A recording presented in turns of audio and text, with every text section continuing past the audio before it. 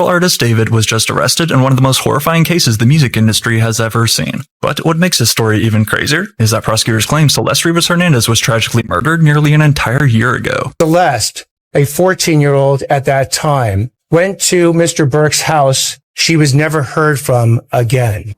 There's been an autopsy on Celeste Rivas. Graphic, too graphic. Rest in peace. Now, the autopsy results in the David case, spelled D4VD, have finally been released. And with this information now out, we're getting a much clearer picture of what happened to 14-year-old Celeste Rivas Hernandez. This is a report that up until now had not been made public. Authorities were holding back those details, while the medical examiner's office was pushing for its release. Now it's out not just to the public, but to the family as well. And from what we know, they're learning a lot of this information at the same time as the rest of the world. If you guys still remember, David was the guy that the body of Celeste was found in his body in Tesla. Yep. Body in David's car. We have an episode on it. Facts. And this is like our updates to the whole event that's been happening.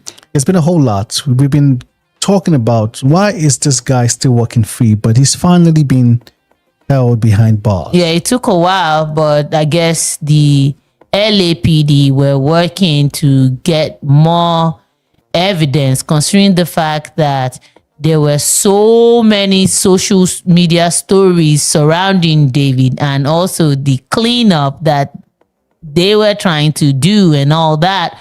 So they wanted to, I guess they wanted to be patient enough to gather enough evidence to be able to now come up with some sort of arrest. So now the arrest did happen. The David case, we've been talking about this. He's been charged with murdering 14-year-old Celeste Rivas Hernandez, currently segregated from the other inmates, correct? Yeah, that's correct, yeah. You know, first, our thoughts go out to the family for what they've had to endure, family of Ms. Rivas. Yeah. It's horrible to even imagine what they've been through for the last year. Did you meet with them? I personally have not. Our detectives have. Yeah. And what have they, I'm sure it's been a long, confusing process. Yeah. I can't imagine what they're going through. You know, a lot of speculation because of the notoriety of the case.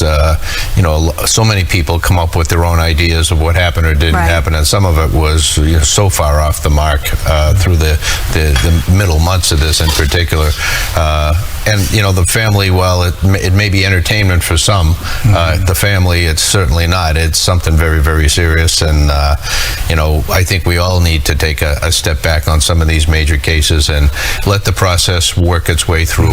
Our detectives did a tremendous amount of work on this under very, very difficult circumstances, and ended up being criticized for not making an arrest fast enough. Let's talk about that a little bit more.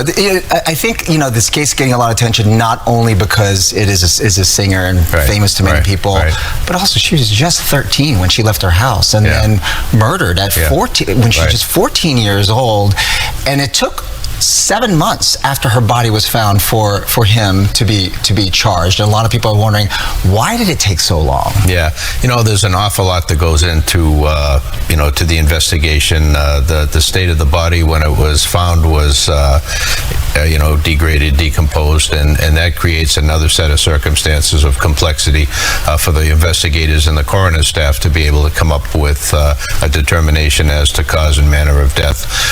Whenever we have a death and it's appropriate, a toxicology has to be done on it, and a tox takes up to 6 months to be able to get the results back from that. But that's critical to know what other factors other than what might have been visible were involved in the determination of the cause of death.